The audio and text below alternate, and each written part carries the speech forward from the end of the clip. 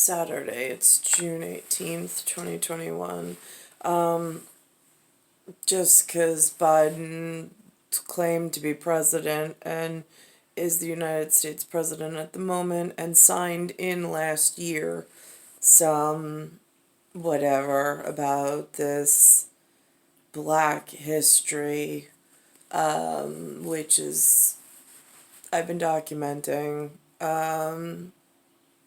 in whatever message transmutated into some necrotic cancer event. But anyway, so I'm downstairs with Lewis. Lewis invites me to spend time with him. He found a show he wants me to watch, and I'm like, yeah, Lou? I was like, all right, well,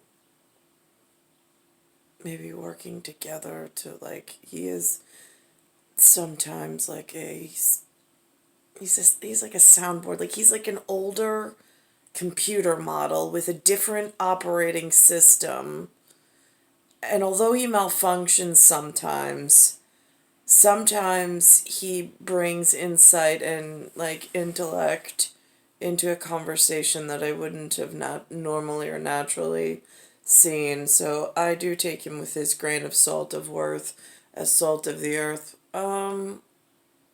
So we're sitting there and he says to me, now this is where he comes in handy, because I don't follow, I know that there's like Bill Gates, he's the Microsoft guy, but other than that, I have no idea how many employees, everything other than Bill Gates is non-essential equipment as far as I'm concerned.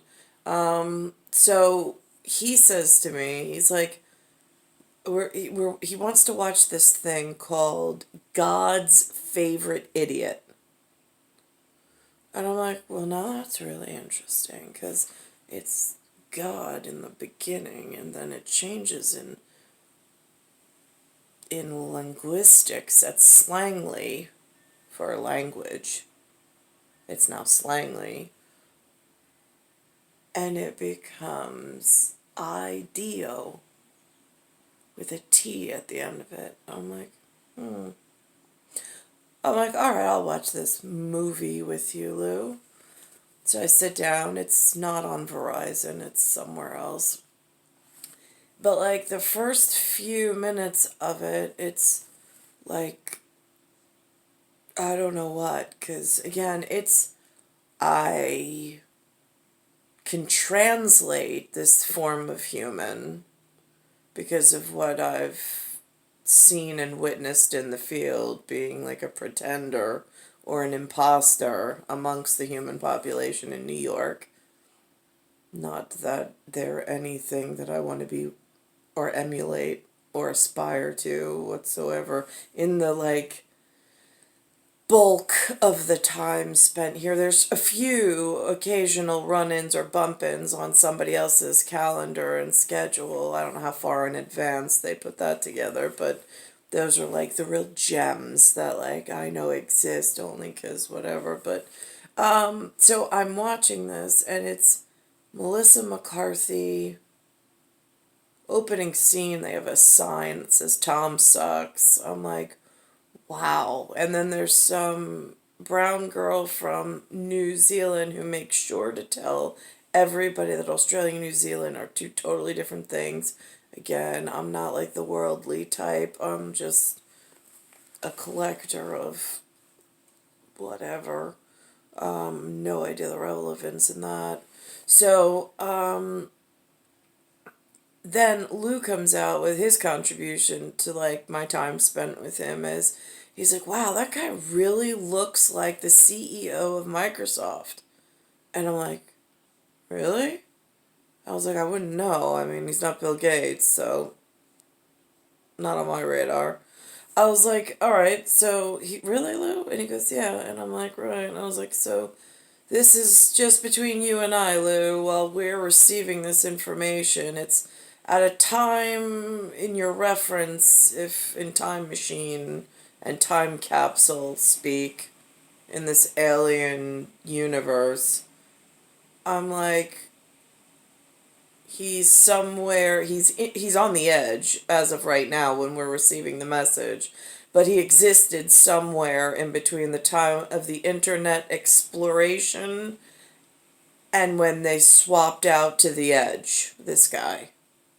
And it's just so King Midas knows at Infinity Stones and so on and so forth.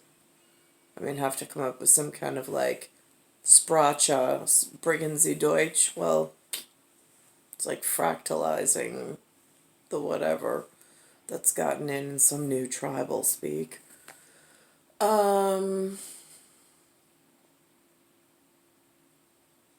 But it's God's favorite idiot. I thought that was really interesting. Oh, and then the other thing is, Lou ran into this guy. I ran into that guy. He was all dressed in like a Sopranos, like a Guyana representative, dressed in like the Sopranos, like Joey from like the whatever in. It almost was like a velvet sweatsuit. It was the most interesting wardrobe creation in the area. I was like, wow, that is a lot of like 1980s coming at me in like some costume, whatever.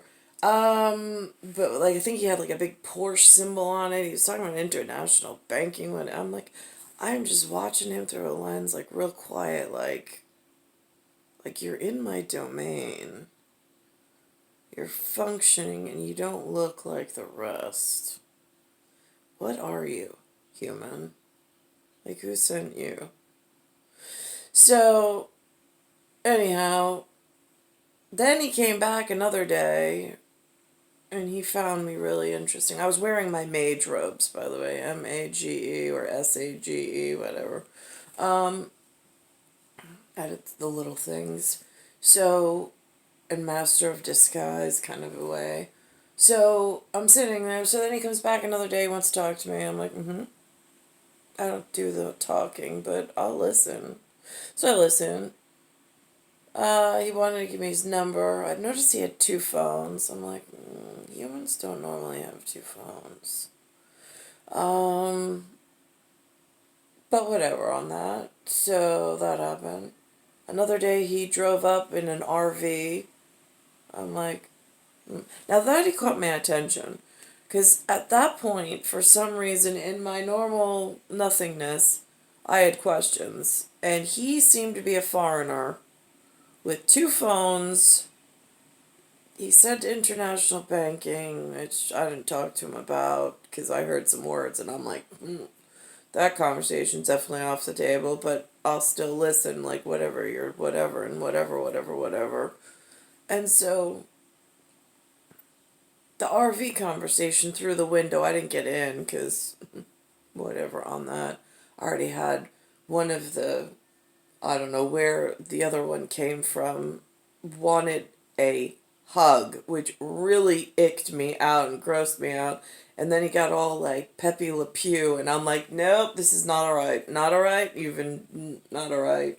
But there's like a lot of weird stuff that goes on in New York, like really weird stuff. And I try to stay out of it, but like, I don't know, it's like a magnet and God's favorite idiot. Whatever. And so then, lo and behold, like, whatever, my number changed. My phone number changed. And now, all of a sudden, Lou goes up to the French workshop, runs into the same guy. I never told Lou that I knew this person or I ran into this person because, like, why would I?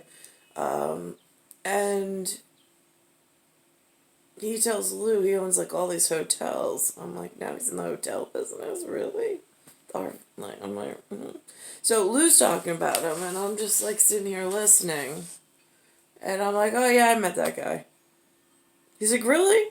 And I was like, yeah. So I listened to what Lou's story about him was, and I'm like, all right. But more important, bringing and closing this loop of intellect together is in the same story where